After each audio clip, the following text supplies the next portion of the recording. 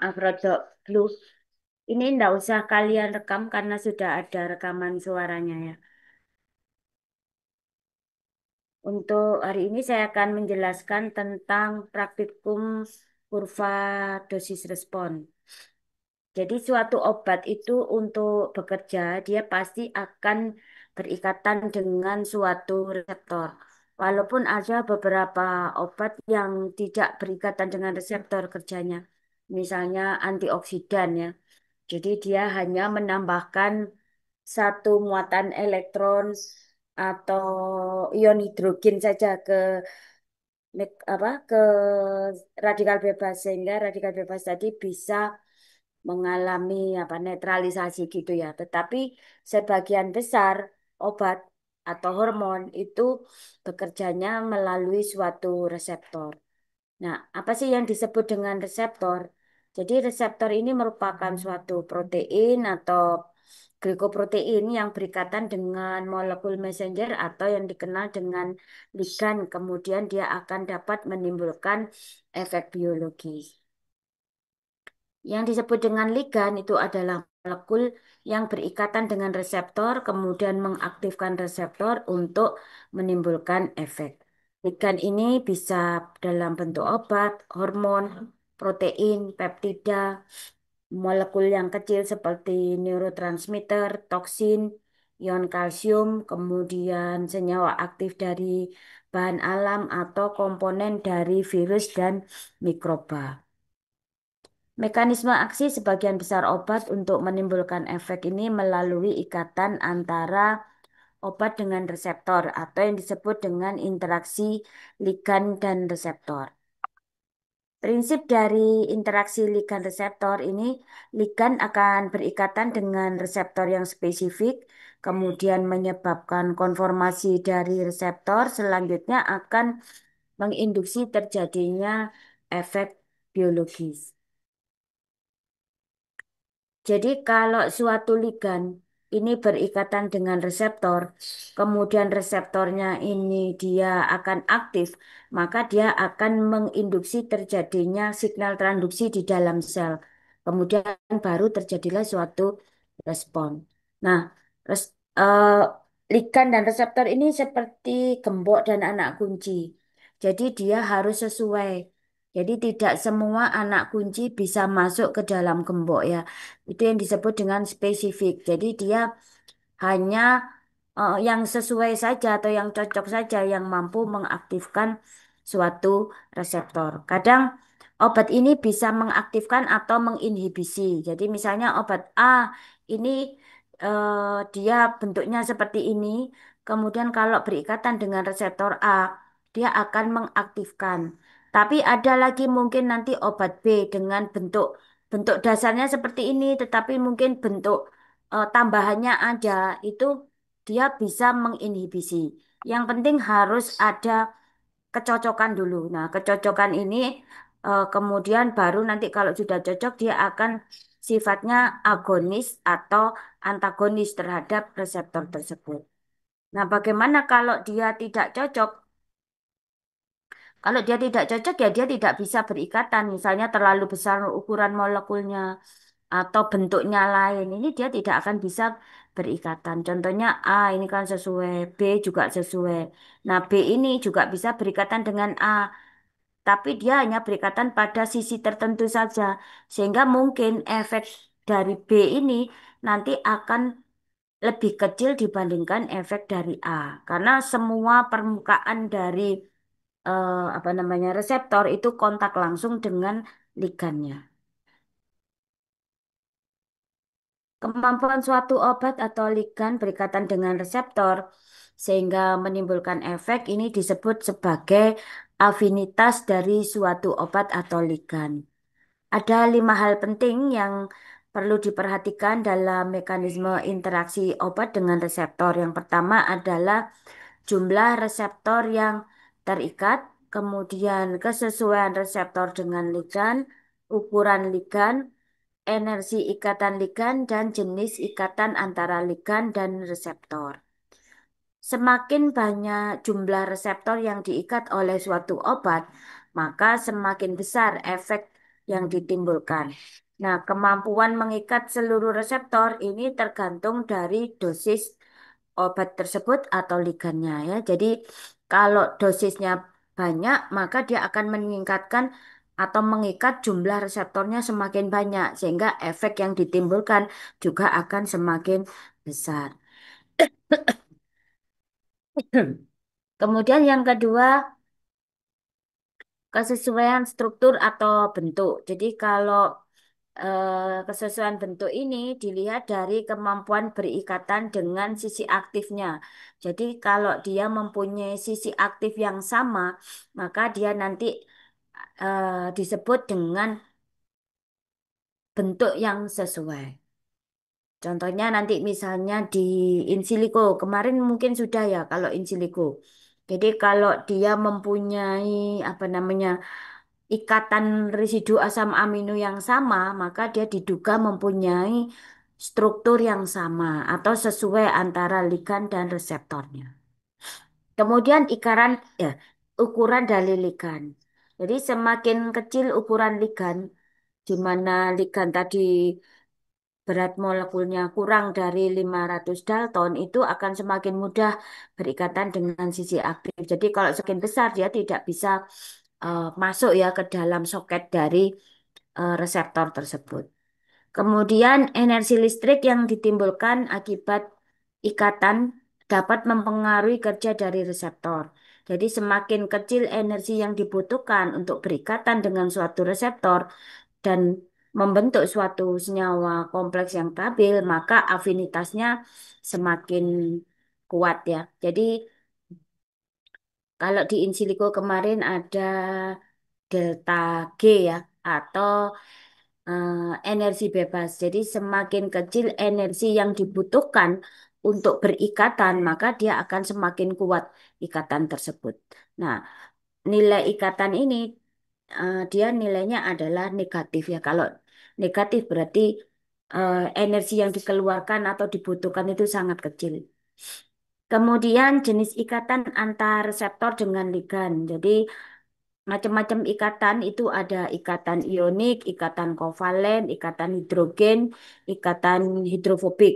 Jadi kalau obat atau ligan dengan reseptor itu ikatannya adalah jenis ikatan ionik, maka ikatan tersebut sangat kuat sehingga dia tidak bisa dilepas. Contohnya itu ikatan dengan apa namanya asam dengan basa gitu ya.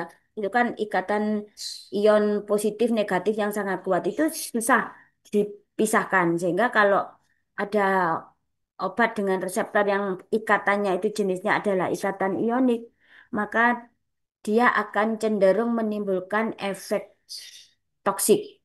Kemudian yang kedua yang lebih kuat lagi atau di bawah dari ikatan ionik itu adalah ikatan kovalen. Ikatan kovalen itu menggunakan ikatan secara bersama-sama ya. Nah, kalau ikatan kovalen ini juga kuat sehingga juga sering menimbulkan eh, intoksikasi obat kalau dia jenis ikatannya adalah ikatan kovalen. Contohnya adalah misalnya toksin ya. Jadi toksin ini apa namanya yang sering itu tetanus ya. Jadi pada saat ada luka, kemudian luka tersebut itu dalam, kotor, sehingga ada mikroba misalnya Clostridium tetani, maka dia akan menghasilkan toksin tetanus plasmin, tetanus plasmin namanya ya. Nah, ini nanti akan berikatan dengan reseptornya. Nah, jenis ikatannya ini ikatan kovalen, sehingga dia tidak bisa lepas. Nah, karena dia tidak bisa lepas, maka eh, orang sakit tetanus itu obatnya hanya apa namanya kalau dia bisa lepas itu kalau proteinnya sudah rusak ya, protein sudah rusak baru dia bisa lepas. Itu sebabnya kalau untuk mencegah tetanus itu harus diberikan sebelumnya ya. Jadi misalnya kita diberikan vaksin TT sehingga kalau ada kuman em, apa namanya Clostridium tetani tadi masuk kemudian dia mengeluarkan toksinnya, maka toksin tadi itu tidak bisa berikatan dengan reseptor, karena kalau dia misalnya sudah terinfeksi, kemudian dia diberikan misalnya vaksinasi ya. Kalau vaksinasinya itu adalah vaksinasi yang jenisnya vaksin yang sifatnya aktif ya. Jadi dia harus membuat sendiri apa antibodi, maka dia terlalu lama. Maka biasanya orang tetanus itu diberikan toksoid ya atau antibodi yang sudah jadi sehingga dia hanya mengikat toksin-toksin yang belum berikatan dengan reseptor. Jadi semakin lama kita menunda pemberian toksoidnya atau apa namanya itu tadi antibodi tadi, maka semakin banyak toksin yang sudah berikatan dengan reseptor dan dia tidak bisa dihilangkan ikatan itu tersebut sampai proteinnya rusak. Jadi itu yang disebut dengan ikatan yang sangat kuat sehingga merugikan ya. Kalau ikatan hidrogen, ikatan ini eh, memang dia lebih kuat dibandingkan ikatan hidrofobik, tapi lebih lemah dibandingkan ikatan kovalen. Sehingga pada saat dia berikatan dengan reseptor, kemudian dia menimbulkan efek, maka setelah dia menimbulkan efek, maka dia akan mudah terlepas. Jadi ngikat kemudian berefek lepas gitu ya. Itu ikatan hidrogen. Tapi kalau ikatan hidrofobik, dia ini sangat lemah ikatannya. Jadi dia nempel belum sempat bekerja dia sudah lepas. Itu gambarannya ya. Sebagian besar ikatan obat dengan reseptor ini menggunakan ikatan hidrogen sehingga sifatnya ini adalah sifatnya reversible ya. Tapi kalau ikatan ionik, ikatan kovalen ini sifatnya irreversible. Jadi kalau sudah berikatan dia tidak akan bisa dilepaskan. Sehingga kadang menimbulkan efek toksik. Berikutnya reseptor ini kan setelah berikatan dengan antigen atau berikatan dengan ligan gitu ya, dia kan akan menimbulkan efek. Nah, responnya ini ada dua macam ya respon dari reseptor bila ada ligan yang akan berikatan. Jadi kalau misalnya ligannya itu sedikit, maka reseptornya ini akan melakukan upregulation. Jadi dia akan memperbanyak diri di permukaan sehingga semua ligan yang ada itu akan diikat untuk dapat menimbulkan efek sesuai dengan kebutuhan. Tetapi kalau ligan di permukaannya itu terlalu banyak, maka reseptor itu justru mengalami down regulation sehingga dia akan berikatan dengan ligan secukupnya saja, sesuai dengan kebutuhan. Kenapa kok mekanisme ini ada regulasi ya? Karena kalau misalnya liganya sedikit, kemudian reseptornya sedikit, dia tidak akan menimbulkan efek. Tetapi kalau liganya terlalu banyak, kemudian reseptornya juga banyak, kita tahu bahwa respon dari obat itu tergantung dari ikatan obat dengan reseptor. Semakin banyak ikatan obat dengan reseptornya, maka efeknya menjadi semakin berlebihan. Dan ini justru akan merusak sel. Itu sebabnya diciptakanlah suatu mekanisme regulasi. Kalau ligannya sedikit, maka reseptornya yang harus banyak. Tapi kalau ligannya banyak, maka reseptor harus menurun jumlahnya. Hmm.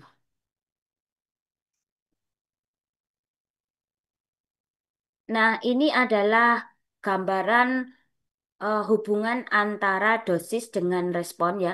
Jadi sumbu X-nya ini adalah dosis, sumbu Y-nya ini adalah responnya. Jadi ini kalau kita menggunakan dosis bertingkat, ini nanti akan menimbulkan respon yang semakin lama semakin meningkat. Jadi misalnya dosisnya -10, kemudian -8, -6, -4, -2. Jadi semakin 10 pangkat ini ya, 10 pangkat min maksud saya. Jadi semakin tinggi dosisnya, maka efeknya juga akan semakin tinggi.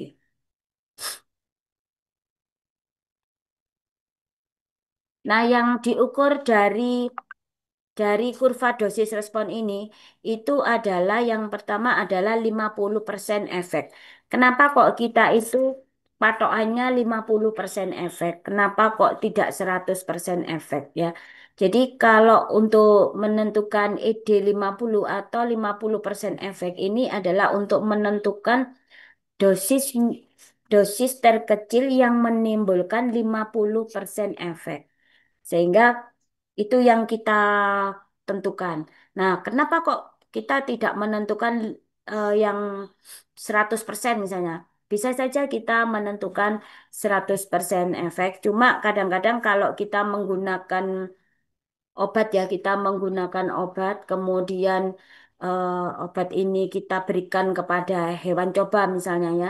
Jadi nanti kalau kita mencari sampai 100% efek itu apa namanya? Pertama terlalu lama ya. Kemudian yang kedua kadang menimbulkan efek samping sehingga kita hanya mencari 50% efek saja. Jadi misalnya ini nanti nggak sampai 100 tapi kita sampai 90 itu sudah bisa kita cari persamaannya untuk mengetahui 50% efeknya. Kemudian yang diukur adalah ED50 tadi ya. Jadi dosis efektif yang menyebabkan 50% efek. Kemudian bisa juga PD50 yaitu dosis efektif untuk mengikat 50% dari reseptor. Kemudian untuk mencari kurva dosis respon ini menggunakan rumus regresi linear sederhana ya. Jadi dengan persamaan Y sama dengan AX plus B, di mana Y ini adalah responnya, sedang X adalah dosis.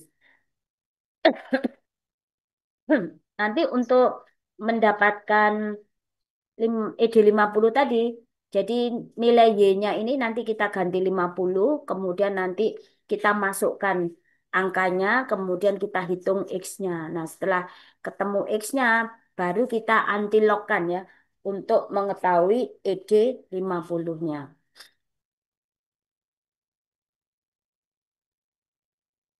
Nah, ini adalah contoh.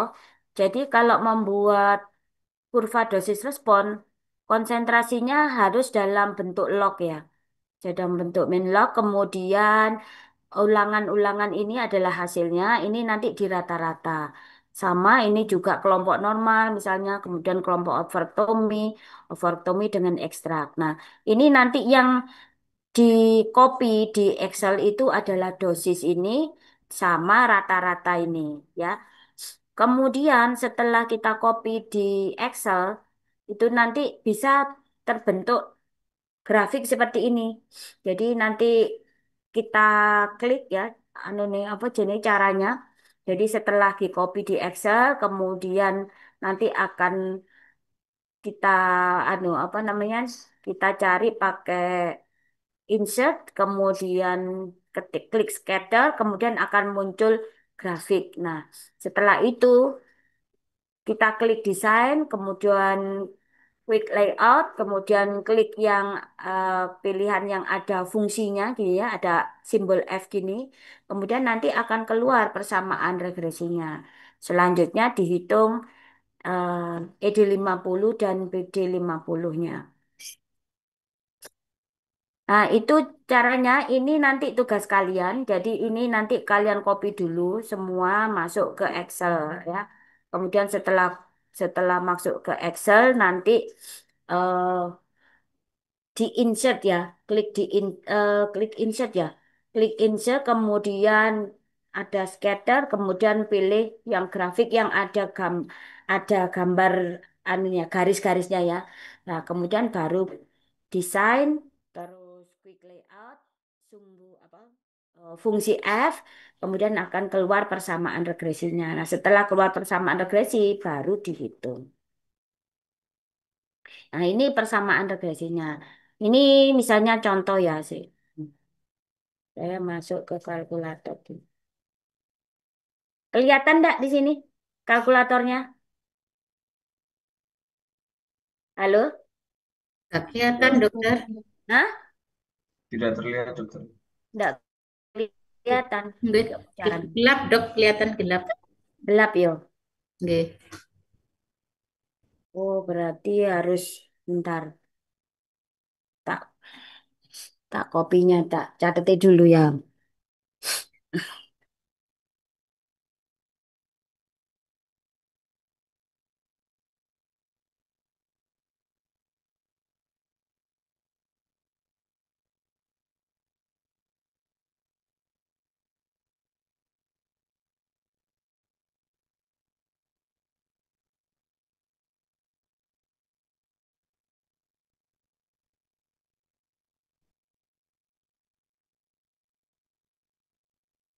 Sik.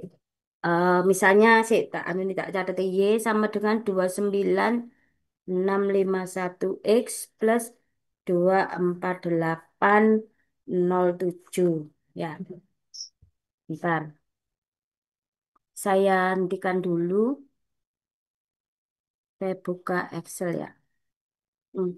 Saya buka kalkulator. Keliru. Hmm, kalkulator. Jadi mau kalkulator. Bentar.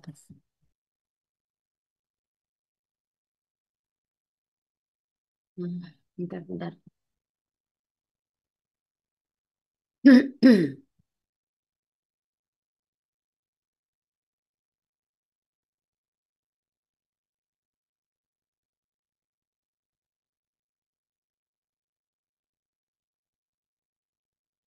Kok gak kena yo kalkulator. Oh, iki.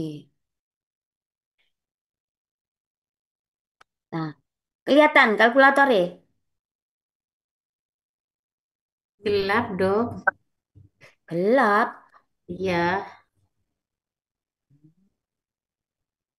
Gak iso. Sik wis. Gini. Ya apa aku jelas yo. Jadi misalnya ini ya, misalnya kertas kurvanya ini kelihatan apa enggak? Enggak, dokter. Tidak, dokter. Tidak.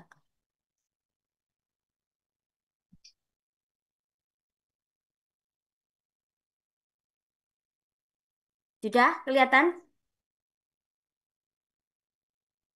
Tak hitung no ya. Jadi coba kalian ngitung pisan ya. Jadi Y pakai rumus yang pertama. Y sama dengan 29,651 X ditambah 24807. Nah, nanti Y-nya kan sama dengan 50. Jadi 50 sama dengan 29,651 X ditambah 24807,07. Sehingga 29,651 X sama dengan 50 dikurangi 248,07. Piro? 50 dikurangi 248. Nah, biru. 50 dikurangi 248,07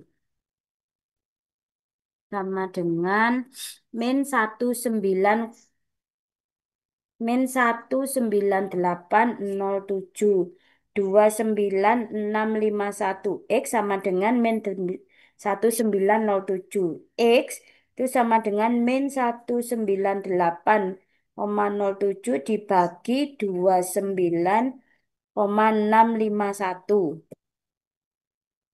19 ki dibagi 29,651 sama dengan min 6 X sama dengan min 6,680 ya, min 8. Nah, kemudian untuk mencari ED 50 itu adalah antilog dari X sama dengan berapa? Antilognya pakai pakai pakai kalkulator antilog ya, nggak bisa kalau pakai kalkulator biasa. Bentar,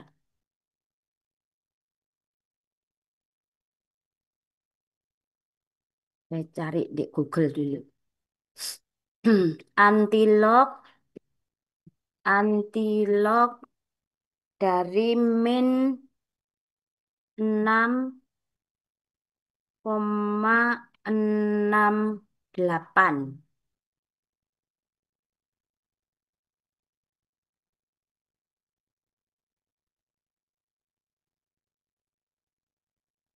Dapatnya adalah dua kali dapatnya adalah 2,089 kali 10 pangkat min 7.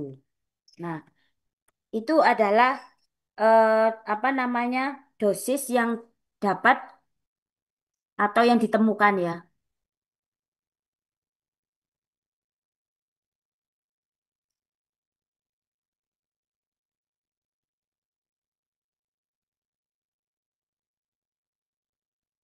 Jadi tadi ya, kalau misalnya ini pakai yang rumus yang ini ya. Jadi Y sama dengan 29,651 X ditambah 248,07.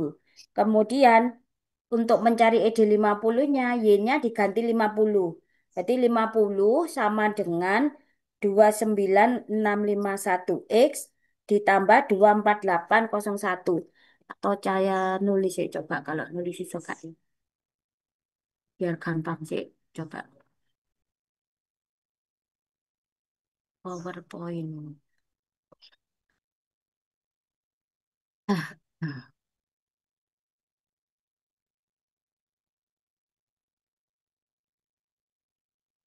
coba ya nulis di ini.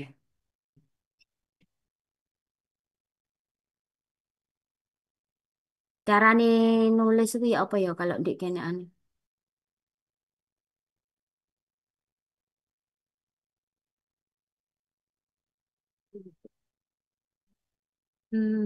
Bentar. Cara nih nulis itu ya apa? Biar bisa membayangkan kalian.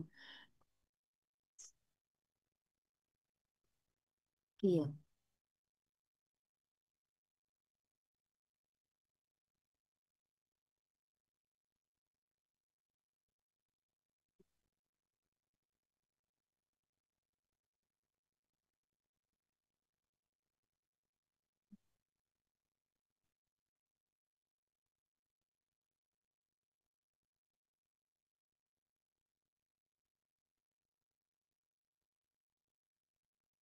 nulis gak saya ki. Ah, angel men cara nih. Sik, ya apa caranya aku bisa menekan foto aja dulu ya. Bentar ya. Wakilnya kalian nggak bisa apa itu jenenge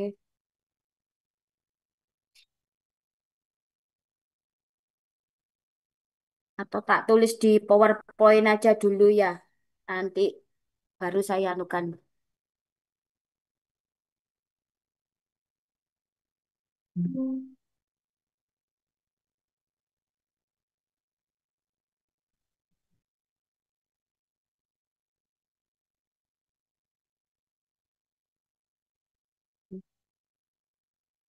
Bingung saya caranya nulis, caranya bisa.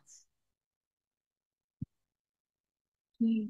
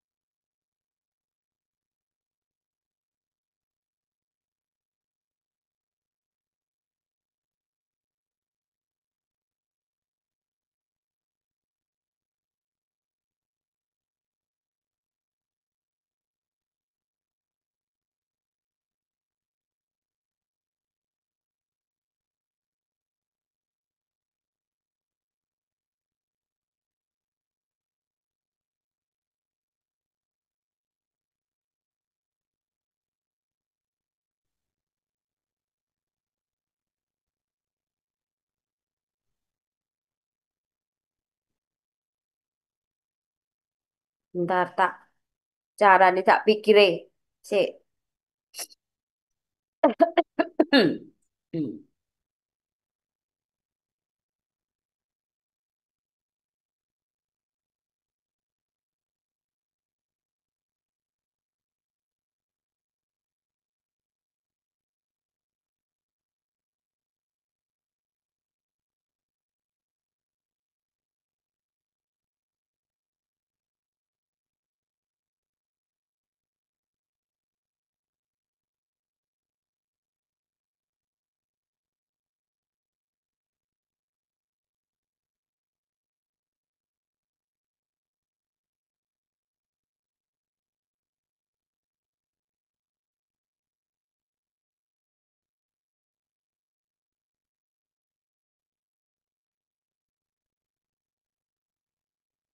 Nah, ini ya, kelihatan ya?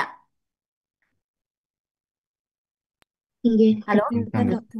Ya, Kelihatan ini tadi dokter. kita pakai pakai persamaan yang pertama yang ini ya. Nah, hasilnya seperti ini. Jadi Y sama dengan 29,651 X ditambah 248,07. Kemudian Y-nya kan diganti 50. 50 sama dengan 29,561 X plus 248,07. 2951 X sama dengan 50 dikurangi 248,07, 29,651 X sama dengan min 19,07. Sehingga X-nya itu sama dengan min 198,07 per 29,651. X-nya sama dengan min 6,68. Kemudian ED50 itu adalah antilog dari X sama dengan, jadi ini antilognya ini nanti kalian cari di Google ya. Cari di Google, tulis antilog min 6,68. Nanti hasilnya akan keluar. Jadi 2 kali 0,9 kali 10 pangkat min 7. Artinya untuk menimbulkan efek, jadi obat yang pertama tadi ya. Jadi obat yang pertama ini kalau kalau yang ini kan berarti yang warnanya abu-abu ini ya. Ini kan gambarnya ada titik-titiknya, ada abu-abu, ada biru, ada kuning ya, sesuai dengan grafiknya. Nah, kalau yang ini itu adalah grafik yang di sini, yang warna abu-abu. Sehingga untuk obat, misalnya ini obatnya B, ini A, ini C ya. Maka untuk obat B itu tadi dia untuk menimbulkan efek 50% itu dosisnya adalah 2 2,0,8 kali 10 pangkat min 7. Jadi eh, sangat kecil sekali.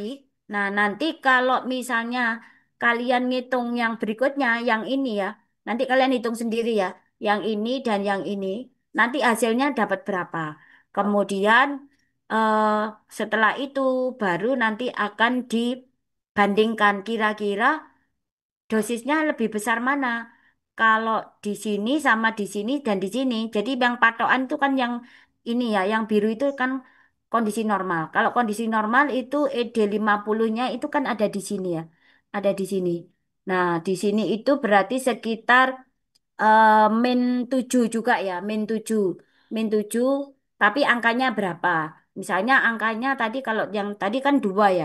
Kalau misalnya yang di sini ED50-nya misalnya berarti misalnya berapa? 8 misalnya ini misal ya, 8 kali 10 pangkat min 7 karena ini antara min 8 dan 6. Jadi 8 kali 10 pangkat min 7. Sementara di sini adalah 2 kali 10 pangkat min 7. Mungkin nanti di sini, misalnya di sini adalah eh, 8 kali 10 pangkat min 6. Nah, kira-kira kalau saya tanya, dari sini yang ini, yang abu-abu, ini lebih dosis yang dibutuhkan lebih sedikit atau lebih besar dibandingkan yang biru? Lebih sedikit dokter. Lebih sedikit. Kemudian kalau yang kuning lebih Lebih banyak. lebih banyak. Artinya apa? Artinya kalau misalnya kita memberikan obat, obat itu kita berikan bersama-sama ya. Jadi obat A, obat B, obat C. Kalau grafiknya seperti ini, artinya dia bisa menimbulkan efek minimal mungkin, minimal efek ya, minimal efek sampai mencapai maksimal, di mana maksimalnya ini nanti dosisnya adalah sama semua. Jadi misalnya di sini adalah ini misalnya 8 kali 10 pangkat min 5, semuanya akan mencapai 100%. Dalam kondisi ini, maka dia obat itu sifatnya adalah agonis. Agonis itu artinya dia akan mempunyai efek yang sama dengan kontrol. Kontrolnya ini kan ini. Jadi grafiknya kan hampir mirip ya. Kalau grafiknya mirip dan mampu mencapai maksimal yang sama, itu namanya agonis, yang full agonis. Tetapi kalau nanti grafiknya sama, walaupun dosisnya itu ditambah, tetapi dia untuk menimbulkan efek maksimal itu dia harus lebih tinggi dosisnya, maka dia disebut dengan partial agonis. Kemudian yang kedua, dari grafik ini aja ya, kalau bentuknya sama dan sudah mencapai angka maksimal, maka dia disebut agonis. Kalau dia bentuknya sama tapi tidak pernah mencapai nilai maksimal, maka dia disebut dengan agonis yang parsial. Kemudian yang kedua, kalau dia misalnya eh, bergeser ke arah kiri, grafik ini bergeser ke arah kiri dibandingkan normal, maka dia membutuhkan dosis yang lebih kecil untuk menimbulkan efek yang sama. Kalau dia bergeser ke arah kanan, maka dia akan membutuhkan dosis yang lebih besar untuk menimbulkan efek yang sama. Jadi kalau misalnya ini obat A, ini obat A dan obat B digabung, kemudian grafiknya seperti ini. Maka pertanyaan yang muncul pertama adalah, apakah sifat interaksi obatnya A dan B? Berarti kan karena dia bisa mencapai maksimal, maka dia adalah sifatnya agonis ya. Agonis yang full agonis. Kemudian yang kedua, bagaimana sifat B terhadap A? B terhadap A ini, maka eh, dia membutuhkan dosis yang lebih kecil untuk menimbulkan efek yang lebih besar atau menimbulkan efek yang sama maksud saya. Jadi dia membutuhkan dosis yang lebih kecil untuk menimbulkan efek yang sama karena dia gesernya ke arah kiri dibandingkan normal. Kemudian yang ketiga pertanyaannya, apakah dia bekerja pada reseptor yang sama? Kalau bentuk grafiknya sama, maka dia bekerja pada reseptor yang sama. Jadi misalnya ini obat A ditambah obat B, maka kalau dia bekerja pada reseptor yang sama, kira-kira dosis yang diberikan seperti apa? Maka supaya tidak menimbulkan efek yang berlebihan, maka dosis harus dikurangi. Dua-duanya harus dikurangi sehingga dia akan menimbulkan efek maksimal tanpa menimbulkan efek toksik. Tapi kalau misalnya dia bekerja pada reseptor yang sama, kemudian kamu berikan dosisnya A dan B itu sama-sama full, maka yang terjadi adalah efek toksik. Jadi efek yang berlebihan.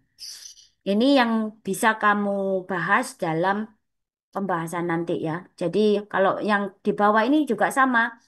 Ini artinya bahwa obat C ini mempunyai atau bekerja pada reseptor yang sama karena bentuk grafiknya sama. Kemudian yang kedua, dia sifatnya adalah agonis juga. Kemudian yang ketiga, dia lebih lemah potensinya karena dia harus membutuhkan dosis yang lebih besar untuk menimbulkan efek yang sama.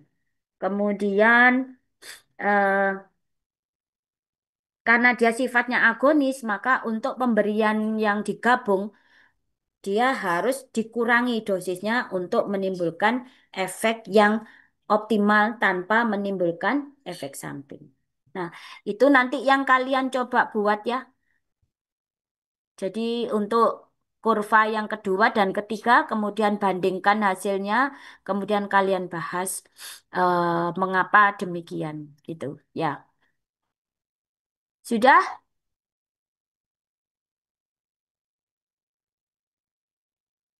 Ada pertanyaan enggak? Kalau bisa nanti kalian membahas ininya ya, kelompoknya ya. Nah, ini kan ovorektomi.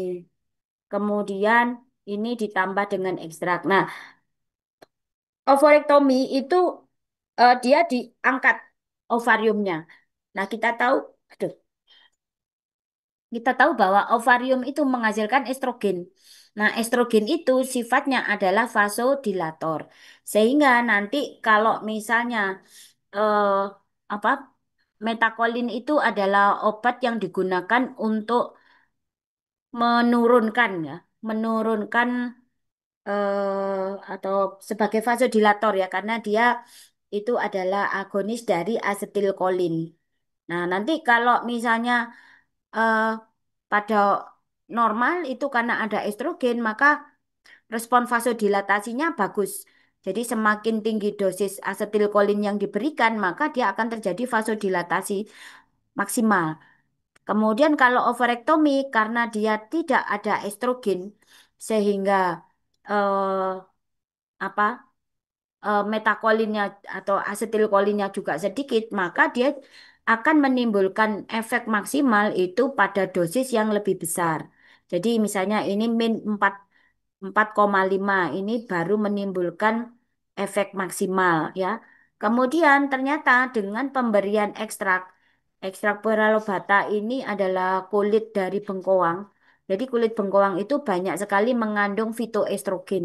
Jadi estrogen yang berasal dari tanaman, di mana estrogen tadi itu bisa berikatan dengan reseptor ya, dengan reseptor estrogen sehingga kalau tidak ada estrogen, tapi dengan adanya fitoestrogen, maka fitoestrogen tadi itu berikatan dengan eh, reseptor estrogen, maka dia akan bisa mengaktifkan reseptor tersebut. Sehingga dia bisa mengembalikan yang tadinya kalau tidak ada estrogen, respon maksimal kan di min 5 ya, pangkat min 5. Nah ini respon estrogen juga di pangkat min 5, tapi min 5,5 ini justru sudah hampir mencapai maksimal ya. Di sini masih 84. Jadi ada peningkatan. Nah, ini dibuktikan dengan persamaan tadi. Nanti akan ketemu ED50-nya bagaimana. Gitu ya.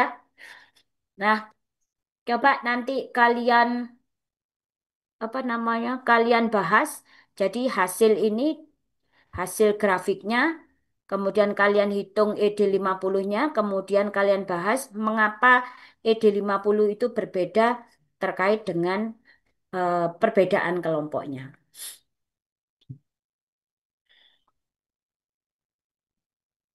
Ada pertanyaan?